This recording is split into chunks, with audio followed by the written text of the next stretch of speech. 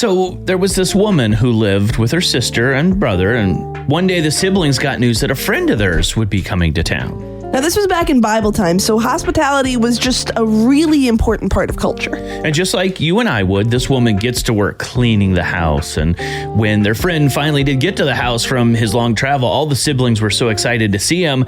They brought him in and they sat around talking with him. But the one sister realized that he must be hungry, so she got to work making all the food.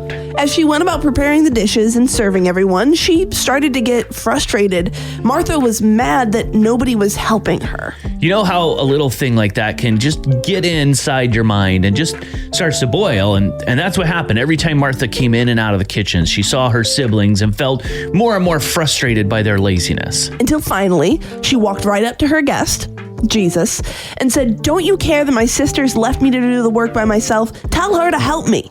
Now, Martha gets a bad rap, but don't you and I do the same thing? Maybe we're not mad about the same thing as Martha, right? We're not worried about the dishes, but we do get mad when the thing we're focusing on seems to be something God doesn't care about.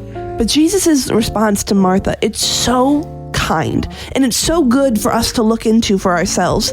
In Luke chapter 10, verse 41, Jesus says, "You are worried and upset about many things, but few things are needed, or indeed only one." Earlier in that little passage, Martha is described as being distracted.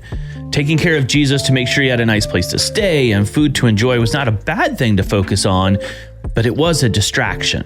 And how often do you and I just get totally distracted, right? We're chasing down important and good things, and God is just not showing up the way we're asking him to. Sometimes his silence is in response to our prayers can be a reminder to focus back on the most important thing. Because before you were called to do whatever good and noble thing it is that you're doing, you were called to be loved by God.